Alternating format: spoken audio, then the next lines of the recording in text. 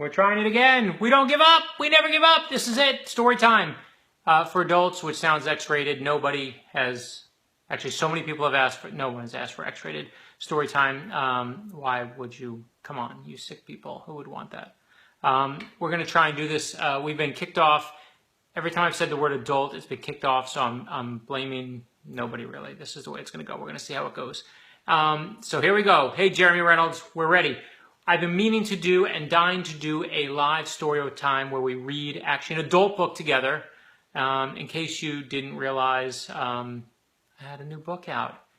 You probably didn't even hear me promoting it on Facebook. I barely said a word about it. I haven't been on any morning shows you might have seen.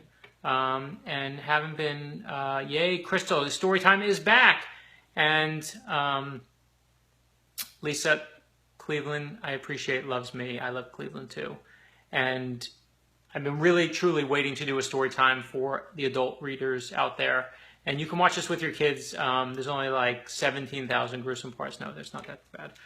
But some things that have happened, by the way, I have to tell you what's happened in the last couple of days. So one, at today's, last night's event, Mrs. Sherman was there, my history teacher, who, thanks to Facebook, what we're all now watching, got her kidney through my Facebook page.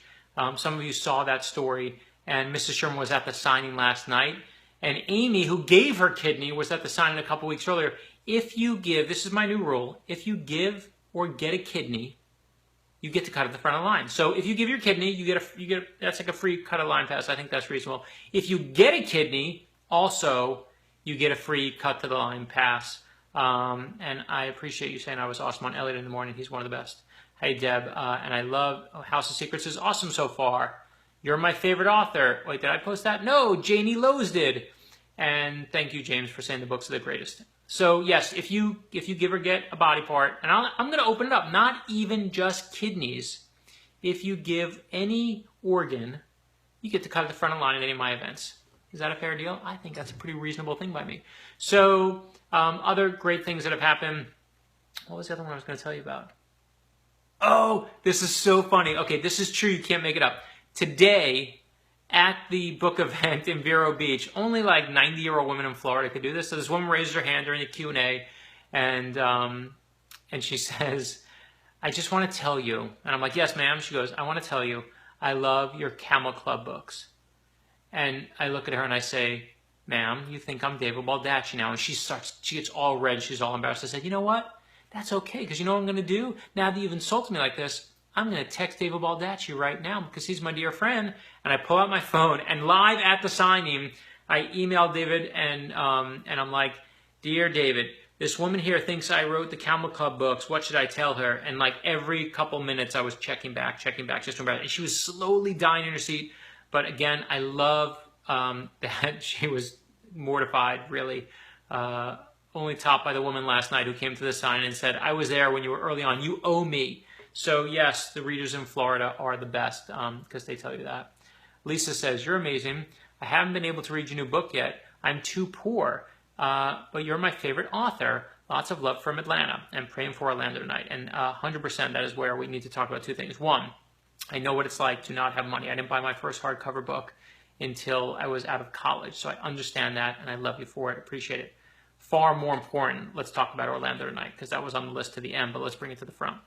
I was in Orlando just 2 nights ago and live in Florida, and we know Florida is, of course, full of crazy people, but our hearts with everyone in Orlando tonight.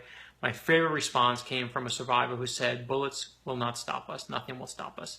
So everyone in the gay and lesbian community, we love you. We root for you. And listen, this is not an attack on them. We are all today that. We are all gay. We are all lesbian. We are all Americans. And for every single one of us who, when we experience something like this, we experience it together. That's what it means to be American, is that we experience these things together. So hearts and love with every single person out there who has a victim, who knows someone who's a victim that was in that club, especially here in Florida. This is far, far, far too close to home and should never happen here. So anyway, on other notes, let's see, where are we? Okay, here we go. Other questions. I love seeing you in Vero Beach. So Pat was there, and Rhonda, it sounds like, was there, and everyone who was there. So who's ready to hear first story time ever with an adult book? Yes? Oh, yes, I believe you do. Okay, here we go. So, this is the prologue from, I wrote a book with Todd Goldberg, The House of Secrets. You ready for it? Here we go. Read along. Did David Baldacci answer? Of course he answered. He was funny. He was laughing. He's like, it keeps us young. I'm like, not as young as that old lady. Here's the prologue. Ready to begin? Here we go. Prologue. Summer, 30 years ago. Jack Nash decides at midnight on a Wednesday, in the dead of summer in Los Angeles, that his daughter Hazel is ready for the story. He was 6 years old when his father told him the story. That's Hazel's age now. Exactly 6, and she's wide awake, forever asking why and what. Why does she need to go to sleep? What are dreams? Why do people die? What happens after people die? You'll know when it happens, Jack tells her.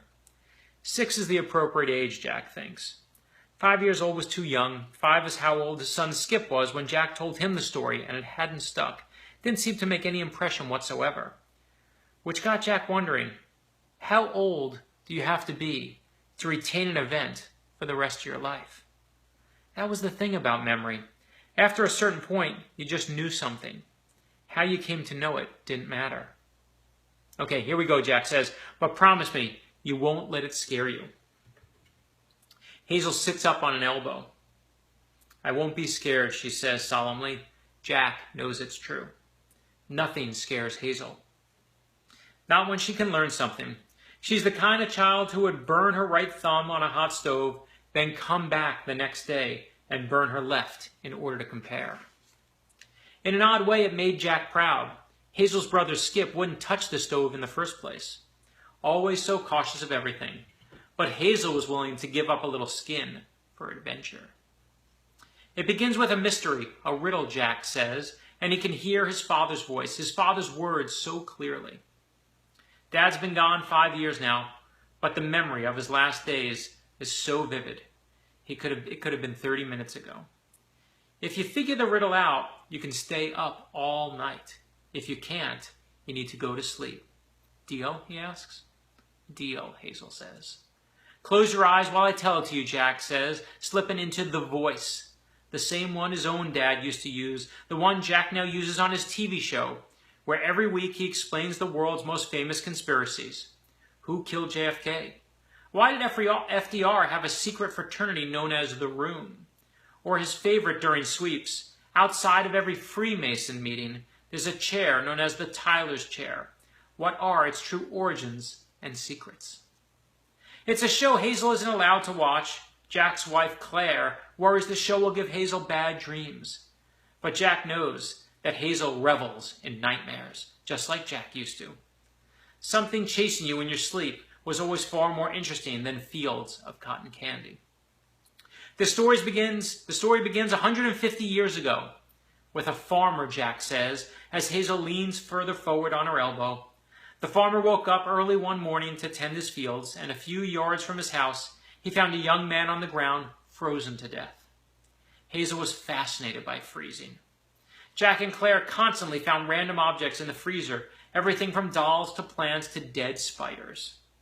The farmer takes the body inside his farmhouse, puts a blanket on him to thaw him out, and then goes and rouses the town doctor, bringing him back to look at the poor chap. I love that Rona says that it's a great book so far. Wait, it's going to get better right now. When the doctor gets the dead man back to his office, he begins a basic autopsy. He's trying to find some identifying detail to report to the mayor's office. But as he cuts open the man's chest, he makes a surprising discovery.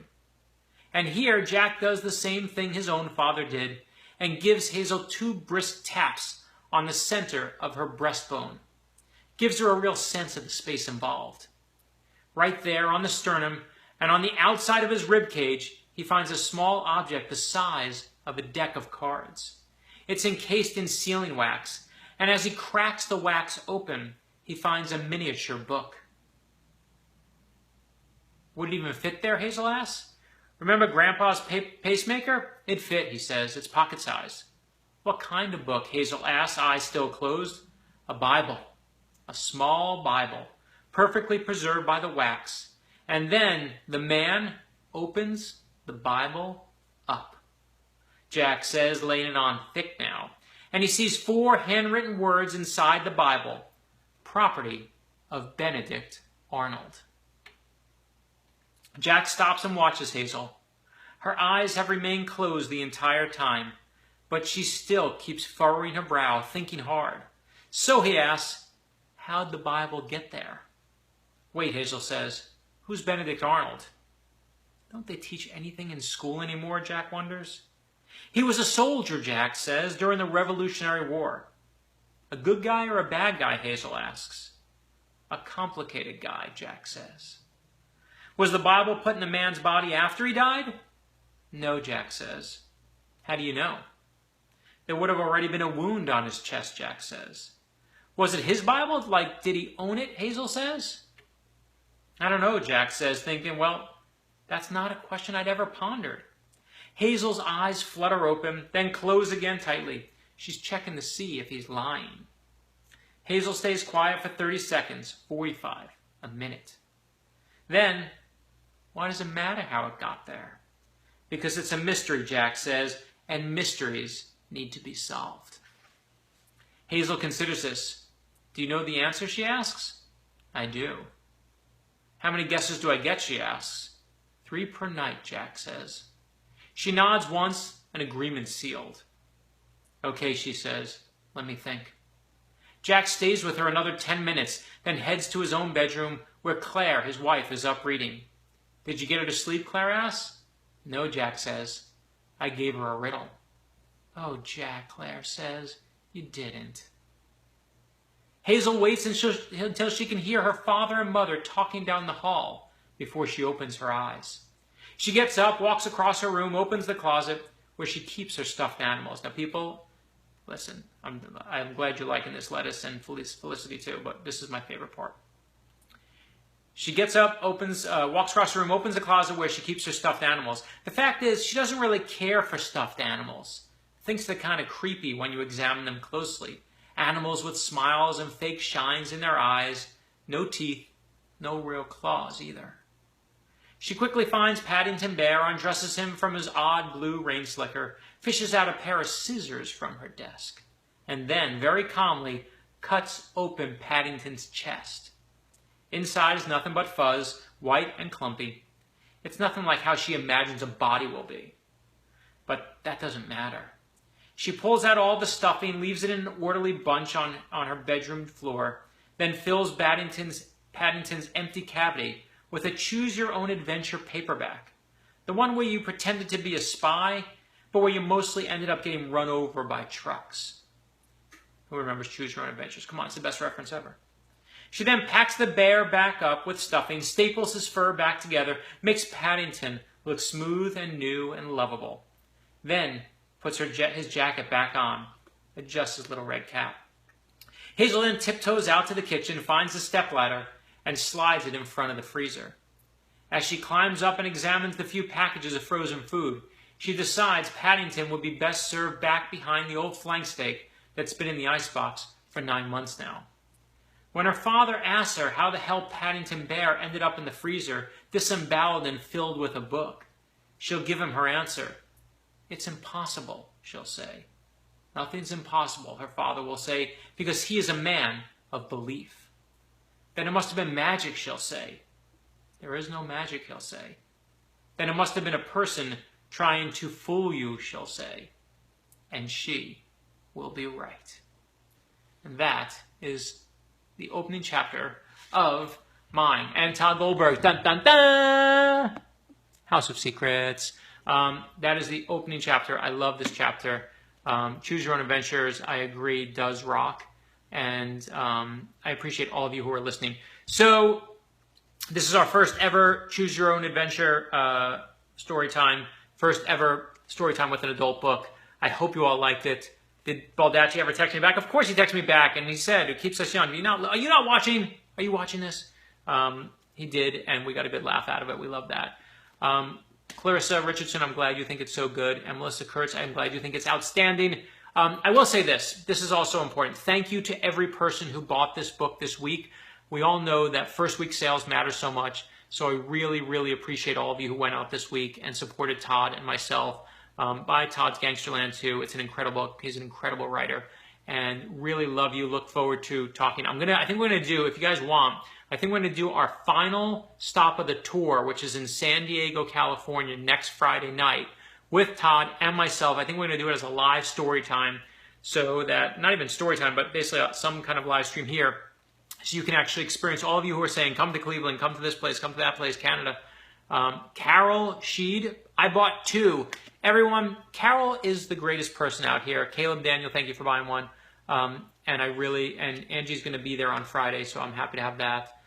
So happy to have my signed book. And Denise, I'm glad your book is going to get there. I will say we're going to try and do it live next Friday night. It's going to be, I think we're going to be starting at 7 o'clock West Coast time, so it's going to be late. But you know what that means? It means nothing. It means it's going to be late. So anyway, if you're on the East Coast, you got to stay up late, but that'll be fun because we'll have something to do Friday night together. With that said, enjoy your Sunday night. Enjoy the work week. I say read all night tonight, but really thank you for supporting this all this week. The first week sales matter so much to all of us. Really matter to the publisher. And love, love, love all of you who have stuck with us on Storytime and listened to the first one. Bye-bye now.